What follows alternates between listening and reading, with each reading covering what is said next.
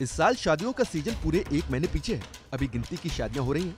अप्रैल में शादियों की बहार आने के साथ ही मार्च महीने से ही सोने चांदी की कीमतों में फिर से बढ़ोतरी हो सकती है। लेकिन बीते सिर्फ 20 दिनों में सोने की कीमतों में जबरदस्त गिरावट देखने को मिली है।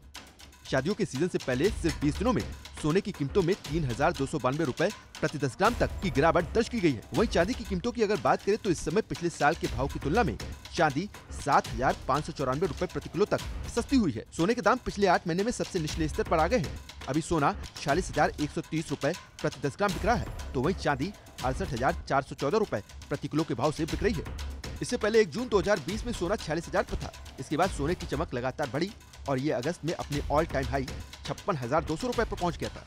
लेकिन अगस्त से लेकर अब तक सोना 10,000 रुपए से भी सस्ता हो गया है।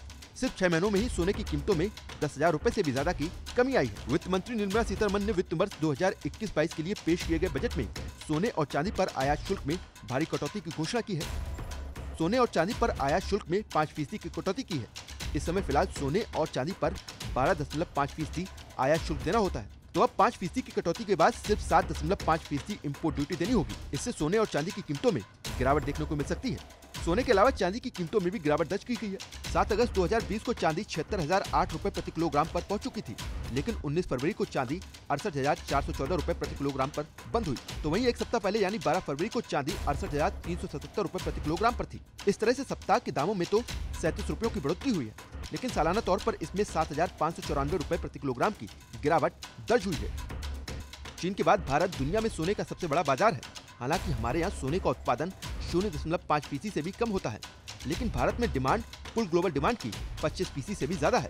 भारत में सालाना 800 से 900 टन सोने की मांग रहती है। एक तरफ साल 2020 में पूरी दुनिया कोरोना महामारी से लड़ रही थी, तो दूसरी तरफ सोना लगातार रिकॉर्ड बना रहा था। साल 2020 में सोने की कीमतों में 30% तक बढ़ोतरी हुई थी। ग्लोबल लेवल पर करीब 25% की बढ़ोतरी हुई थी। दरअसल कोरोना महामारी की वजह से निवेशकों ने शेयर बाजार की तुलना में बुलियन में ज्यादा निवेश किया था।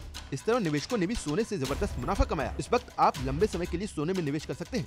इस पर कीमतों में मौजूदा उतार चढ़ाव का असर नहीं पड़ेगा। सोने की कीमत घटती भी है तो कुछ समय बाद फिर बढ़ जाएंगी।